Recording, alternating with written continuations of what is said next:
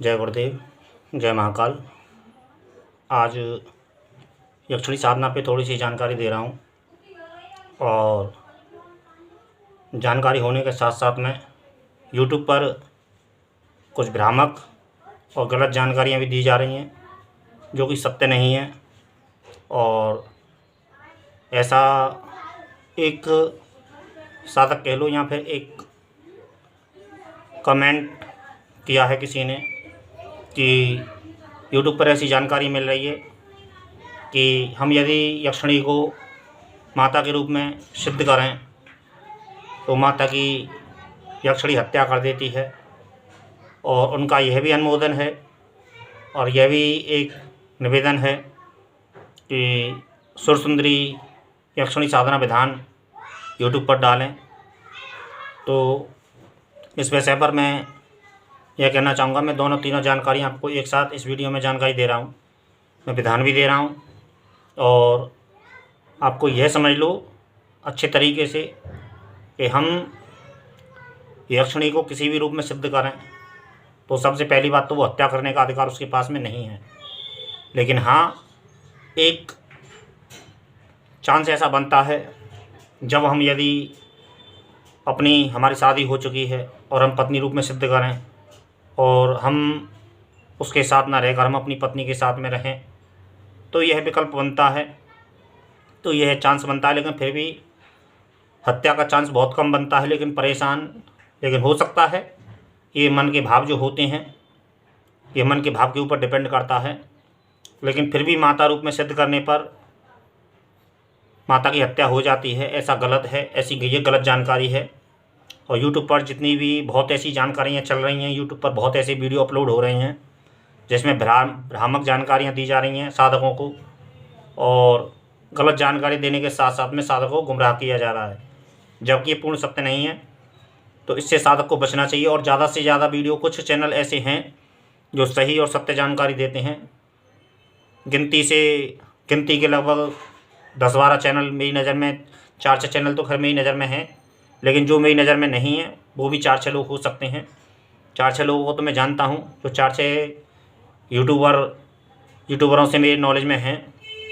और 4-6 चैनल तो मेरी नज़र में हैं जो सही जानकारी देते हैं और सही जानकारी देने के साथ साथ में ऐसी गुमराह करने वाली साधक को जानकारी नहीं देते हैं। लेकिन ज़्यादा से ज़्यादा यूट्यूब पर जितनी भी जानकारी दी जा रही हैं वो भ्रामक हैं और गलत जानकारियां हैं, इनसे साधक को बचना चाहिए। और ऐसी बहुत सी जानकारियां हैं। और तो सबसे पहली बात तो माता के रूप में सिद्ध करने पर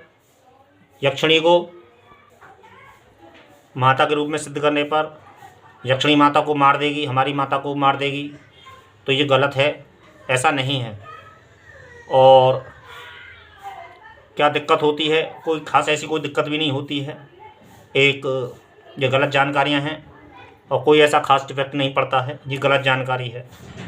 अब रही बात सुरसुंदरी यक्षिणी विधान की, तो उसमें मेरा यह एक अपना अनुभव है और अपनी सलाह है कि देखिए, विधान जो साधना का विधान जो होता है वो तो नॉर्मल होता है, लेकिन यक्षिणी साधना में कुछ विधान साथ में चलते हैं।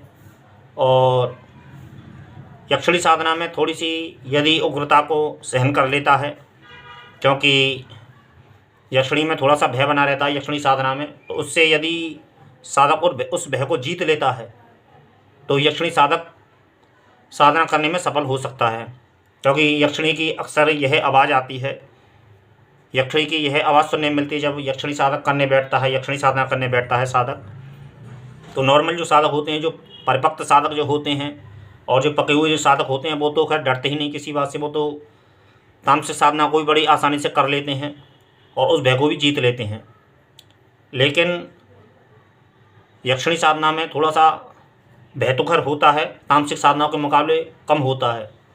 तो इसमें थोड़ा सा यक्षिणी हमेशा साधक को साधना करने से रोकती है।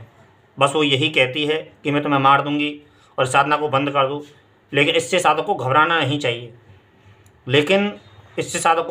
चाहिए, और उससे डरना नहीं चाहिए। वो ऐसे यक्षिणी तुमको मार नहीं सकती है, और मारने के साथ साथ में यक्षिणी को ये अधिकार नहीं है कि तुम उसकी साधना करो वो तुमको मार दे, लेकिन हाँ, शक्तियों को ऐसा, इस शक्ति में ऐसा आता है, ऐसा देखा गया, ये अनुभव में आया है और कई लोगों ने अपने अनुभव भेजे हैं और अनुभव होने के साथ साथ में ये कहा है कि ऐसा ऐसा अनुभव होता है।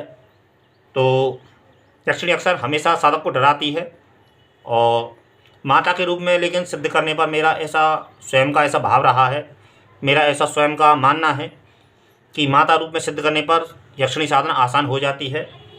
और लेकिन हमारा एक बात का विशेष ध्यान रखना चाहिए साधना में कि हमारे भाव पवित्र होना चाहिए। हम माता के रूप में केवल मुंह से या फिर वचनों से काम नहीं चलता है। केवल हमने कह दिया कि माता रूप में सिद्ध करना चाहते हैं और माता रूप में हम सिद्ध कर रहे हैं, तो केवल इससे बात नहीं बनेगी। माता रूप का जो भाव होता है उसको भी हमको प्रदर्शित करना पड़ेगा और उसको भी हमको उसका महसूस कराना होगा कि हाँ, माता स्वरूप में हम तुमको सिद्ध करना चाहते हैं। तो हमारा भाव भी उतना ही पवित्र होना चाहिए। और यदि माता रूप में हम साधना को सिद्ध करते हैं तो बहुत अच्छी बात है और साधना में तुम्हें सरलता बढ़ जाती है। जो उग्रता होती है, जो होगी साधना की, वो कम हो जाएगी। मेरा ऐसा स्वयं का विश्वास है, मेरा ऐसा स्वयं का मानना है, क्योंकि माता रूप में साधना आसान हो जाती है। लेकिन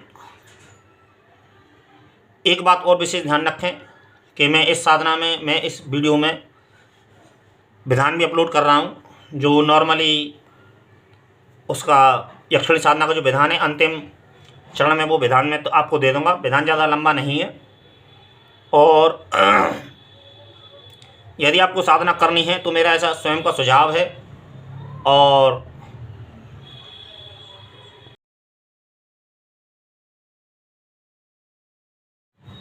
तो ऐसा मेरा मानना है कि विधान तो मैं दे रहा हूँ, लेकिन विधान के साथ साथ में यदि तुम उस नियम को लागू करोगे और उस नियम को तुम फॉलो करोगे तो साधना में थोड़ी सी और सरलता बढ़ जाएगी और सरलता होने के साथ साथ में साधना थोड़ी सी आसान हो जाएगी।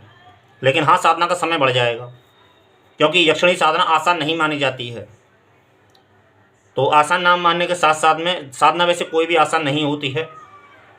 और तो यही बात, आसान ना मान के इतनी कठोर भी नहीं है कि तुम कर ना सको। यदि साधक के अंदर इच्छा शक्ति है तो साधक इस साधना को कर सकता है। सबसे पहले तो शिव जी की आराधना अवश्य करें। और शिव जी की आराधना वैसे तो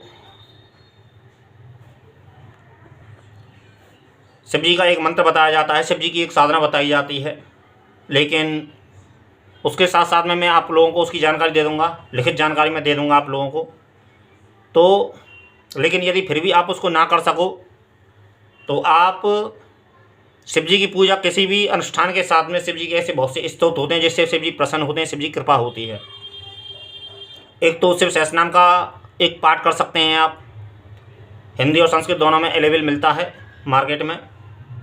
और भी ऐसे कई अनेक स्तोत्र हैं। या फिर आप शिव महापुराण को पढ़ सकते हैं, उसको अध्यायों के साथ में जब तक, मतलब कहने का अर्थ ये है कि जब तक साधना चले, जब तक शिव महापुराण का अध्ययन कर सकते हैं, उससे भी आपको कृपा मिलेगी और से मनोकामना भी बोल सकते हैं आप उसमें। और मनोकामना बोलने के साथ साथ में शिव जी से प्रार्थना कर सकते हैं। और एक तो यह है कि शिव जी की साधना साथ में चलेगी जिससे साधना में तुमको आसानी हो। और एक कुबेर पूजन बहुत आवश्यक है, क्योंकि कुबेर मुख्य रूप से उनके मुख्य देव हैं और कुबेर देवता जो हैं यक्षों के राजा हैं। कुबेर देव का पूजन और शिव जी का पूजन पहले आवश्यक है। यक्षिणी साधना उससे सरल हो जाती है और नए साधक के लिए सुगम हो जाती है साधना। यह है। और मंत्र विधान वगैरह जो है मैं आगे जो वीडियो अपलोड हो रहा है उसमें दे दी जाएगी और इसी वीडियो में अपलोड हो रही है जो मंत्र विधान है और पूरा विधान दिया जा रहा है।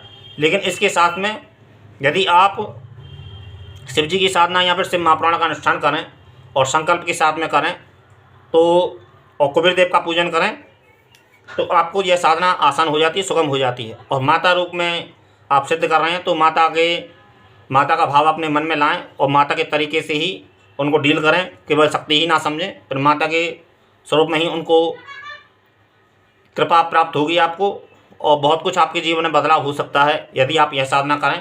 और सुंदरी साधना का ही मैं विधान दे रहा हूँ, सो आप इसका लाभ उठाएं, और लाभ उठाने के साथ साथ में आप इस साधना को कर सकते हैं। जय गुरुदेव, जय महाकाल।